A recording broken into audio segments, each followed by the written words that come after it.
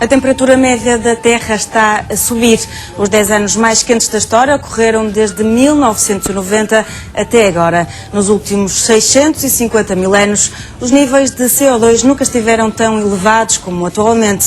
Especialistas afirmam que estamos a viver o maior desafio colocado à humanidade. O que fizermos nos próximos 10 anos terá um efeito profundo no clima da segunda metade deste século e nos próximos.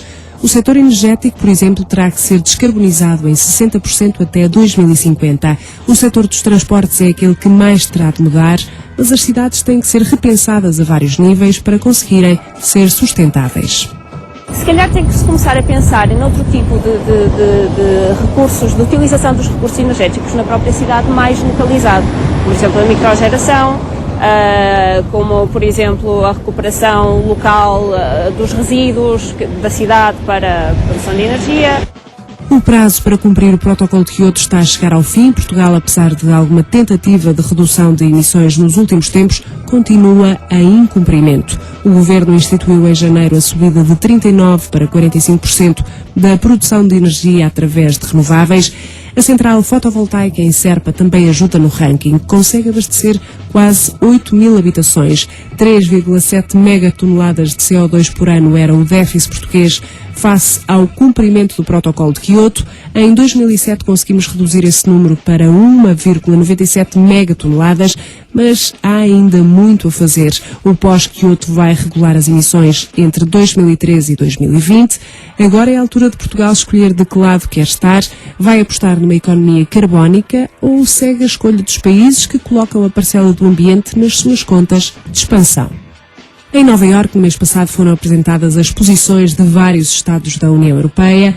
Os Estados Unidos parece quererem entrar no combate às alterações climáticas e a Europa vai tentar uma redução de emissões de 30% até 2020. A Alemanha pretende chegar aos 36%. Os países subdesenvolvidos também terão que entrar no novo tratado.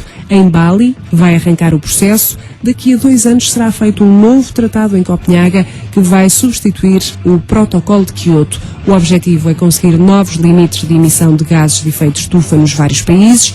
Para já uma notícia, na China constrói-se uma cidade neutra em carbono, a Dongtan, que estará pronta em 2010. Segue critérios de sustentabilidade rigorosos. Sustentabilidade não só ambiental, económica, social. Criaram fornecimentos energéticos, pequenas produções elétricas nas suas imediações. Até 2010 querem ter 1 km² habitado, com empregos lá no centro, depois será alargado para 3 km², creio eu, em 2002. E acho que tem um limite de em 2020 terminar e a cidade ser só desse tamanho. O primeiro passo para as cidades europeias sustentáveis foi dado na Conferência de Aalborg, Dinamarca, em 1994, onde foi adotada a Carta de Aalborg. Este documento estrutura o envolvimento das autoridades na Agenda Local 21. Na última conferência decidiu-se o Aalborg +10, que define uma base de objetivos de ação, monitoriza progressos e fornece relatórios regulares aos cidadãos. Na Suécia trocam-se as lâmpadas antigas de iluminação pública por lâmpadas mais eficientes. Nos Estados Unidos as luzes dos semáforos têm sido substituídas por LEDs e a ideia tem sido seguida pela Europa. O resultado é um consumo energético mais reduzido, mas há mais exemplos. Nós temos situações em Amsterdão, na Holanda, por exemplo, mas também existem em Toronto, no Canadá, em que eles aproveitam a água fria dos lagos que têm para a produção de ar-condicionado na própria cidade. E assim poupam muita energia e emissões. O caso contrário temos em Copenhaga, na Dinamarca, em que creio que 97% do aquecimento é conseguido aproveitando o calor residual da produção da própria eletricidade. Isto é, eles canalizam esse calor que resulta da produção de eletricidade para Copenhaga e fornece o aquecimento a essa população local. O exemplo mais bem sucedido é o de Londres. Ken Livingstone, presidente da Câmara da cidade, implementou algumas medidas que já se mostraram eficazes. Uma delas foi a da entrada em funcionamento das portagens urbanas, que resultaram na diminuição de 40 a 50 milhões de litros de combustível, o equivalente a 100 mil toneladas de CO2. A meta é estabilizar até 2025 as emissões de gases com efeito estufa em menos 60% em relação aos níveis de 1990. Conseguiram desenvolver uma taxa que é aplicada de 8 libras a quem circula de segunda a sexta-feira numa determinada zona da cidade e reduziram, creio que em 20%, o trânsito, pouparam também bastantes emissões resultantes da poupança de combustível desses carros que já lá não andam e investem esse dinheiro em eficiência dos transportes públicos e em novas linhas de autocarros e outra eficiência energética. Essa zona foi alargada em fevereiro deste ano, mas ainda não há estudos que reflitam quanto é que se poupou, mas eles estimam que 13% a mais terá sido poupado em emissões.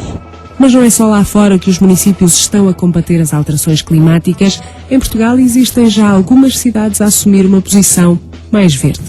Há os incentivos, esses que estão refletidos no Plano Nacional para as Alterações Climáticas, que prevêem medidas da implementação do metro do Porto, que cresceu, do metro de Lisboa, que também está a crescer, dos autocarros a biodiesel, por exemplo, em termos de mais concretos de tecnologia dos transportes, digamos assim. Agora, em termos de estruturação e atuação ao nível autárquico, local, e a tal otimização que eu falava no início, transversal aos transportes, à energia e à habitação, um plano autárquico das alterações climáticas não está ainda previsto em nenhuma cidade, nem sequer foi previsto no PNAC 2006. O Biosfera